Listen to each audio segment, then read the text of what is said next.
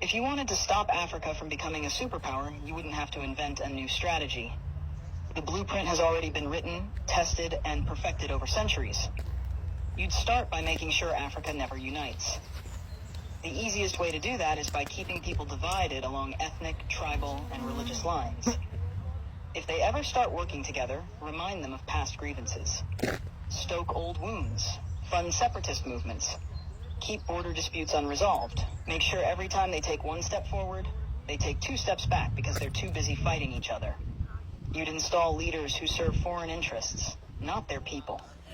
Find the most corrupt, the most easily manipulated, the ones who crave wealth and status more than progress. Offer them power in exchange for loyalty. If a leader rises who actually cares about Africa, get rid of them.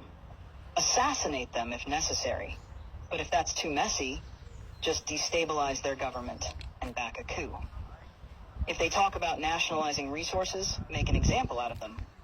If they try to unite Africa, take them out before the idea spreads.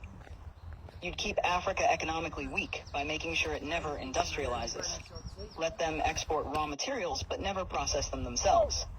Control the mines, the oil fields, the rare earth minerals. Keep them selling cheap and buying expensive. If a country tries to break free and build its own industries, sabotage it.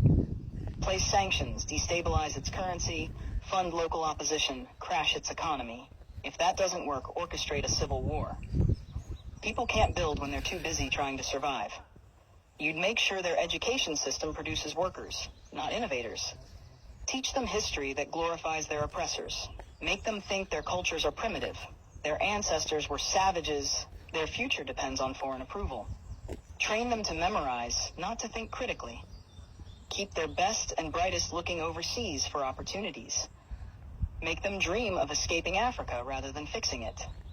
Offer scholarships that take their top minds to the West and never encourage them to return. Let the continent keep training doctors and engineers only for them to go enrich other nations. You'd control their narratives. Own their media, control their stories, dictate their image to the world. Make them believe they are corrupt, hopeless, eternally in crisis.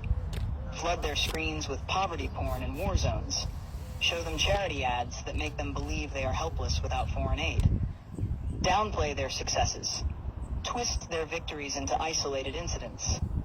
If an African country develops a groundbreaking innovation, credit a foreign investor. If an African leader implements a successful policy, frame it as an anomaly rather than proof of competence. You'd make sure they remain dependent. Drown them in debt. Offer loans with impossible conditions. Force them to privatize everything so foreign corporations own their water, their electricity, their land. When they struggle, give them just enough aid to keep them alive, but never enough to make them self-sufficient. Use charities to create a culture of reliance rather than resilience. Make them think foreign intervention is necessary, that they can't solve their own problems, that they always need help from the outside. You'd suppress their military strength. Keep their armies weak, their defense industries non-existent. Sell them weapons to fight each other, but never let them develop high-tech military technology. If a country tries to build a strong defense system, accuse them of being a threat to stability. Make sure they always need foreign peacekeepers, foreign military bases, foreign advisors controlling their security. Keep them vulnerable to invasion, coups, and foreign interference. The formula is simple. Divide, corrupt, exploit, miseducate, control. Keep them fighting each other. Keep them looking outside for solutions. Keep them poor, dependent, insecure.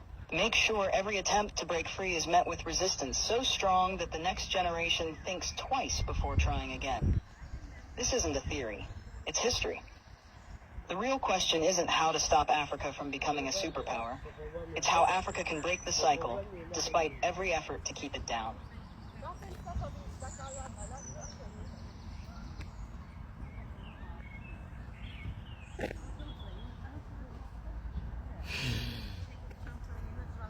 What are your thoughts about this video? Are we still gonna fold our hands and continue to sleep? Or are we gonna rise up and do something? This is a very big question to all of us as Africans and all our leaders and representatives. Thank you for watching. Don't forget to share and comment.